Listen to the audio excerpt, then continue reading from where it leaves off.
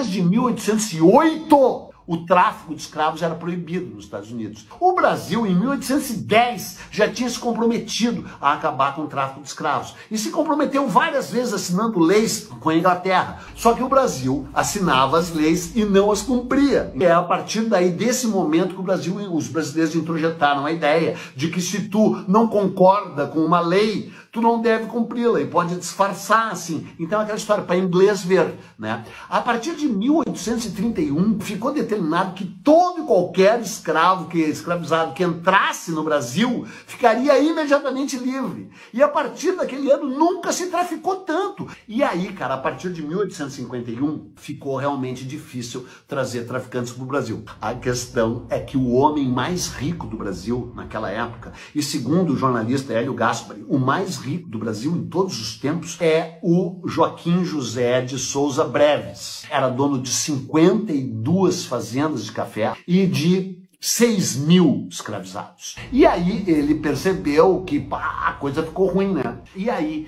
o homem mais rico do Brasil acabou contratando o Nathanael Gordon para ir buscar escravizados lá na África, totalmente contra a lei.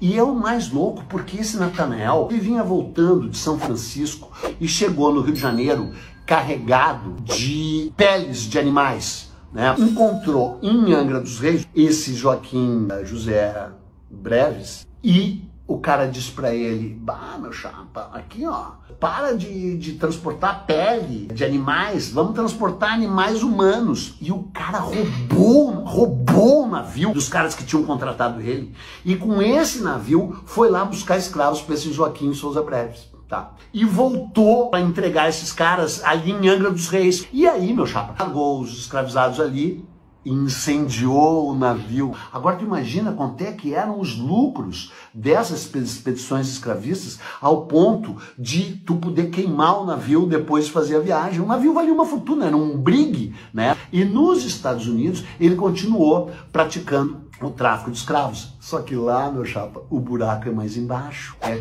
pego e capturado e levado para julgamento. E ele fica totalmente tranquilo, porque ele tem certeza que ele não vai ser morto, que ele tem amigos poderosos, ele contrata advogados incríveis, tá? Só que daí, cara, um dos promotores, e especialmente o Abraham Lincoln, queriam dar um exemplo que os Estados Unidos cumpre a lei. E ele vira o bode expiatório. E aí o tempo vai passando e a imprensa cobrindo o caso e aí ele é condenado à morte. Levam ele para o meio, no pátio dessa terrível prisão para ser executado e aí o promotor faz o seguinte discurso que eu vou te ler. Deixe-me implorar que o seu arrependimento seja tão humilde e completo quanto o seu crime foi grande. Não tente esconder essa enormidade de si mesmo. Pense na crueldade e maldade de capturar quase 1000 seres humanos que nunca lhe fizeram mal algum e jogá-los sob o convés de um pequeno navio, sob um sol tropical escaldante, para morrer de doença ou sufocamento, ou então serem transportados para terras distantes e condenados eles e seus descendentes a um destino ainda mais cruel do que a morte. Pense nos sofrimentos dos seres infelizes que você amontoou sob o convés do Eire. Pense na agonia e no terror impotentes deles quando você os arrancou de sua terra natal, e especialmente de suas misérias na hora de sua captura. Lembre-se que você não demonstrou misericórdia a ninguém, levando consigo não apenas pessoas do teu próprio sexo, mas mulheres e crianças indefesas. E não se iluda, pensando que por pertencerem a uma raça diferente da sua culpa será diminuída. Ao invés disso, tema que na verdade ela seja aumentada. Como você logo estará na presença daquele Deus, que é o Deus do homem negro, assim como é o Deus do homem branco, saberá que ele não faz distinção entre as pessoas. Portanto, não se entregue a um só momento ao pensamento de que ele vê com indiferença o choro do mais humilde dos seus filhos. E não imagine, porque outros compartilharam desta culpa, desse empreendimento com você, o seu pecado seria assim diminuído.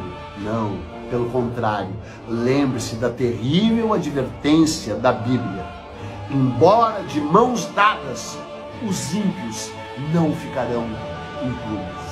Ao passo que no Brasil, nenhum desses traficantes fora da lei, nenhum desses caras responsáveis pelo tráfico de 5 milhões de africanos que construíram o fulgor do açúcar, do café e do ouro no Brasil, nenhum deles jamais foi punido. Pelo contrário, eles viraram senadores, eles viraram grandes fazendeiros, eles viraram chefes de província, eles criaram a bancada ruralista do Congresso. Eles continuam aí.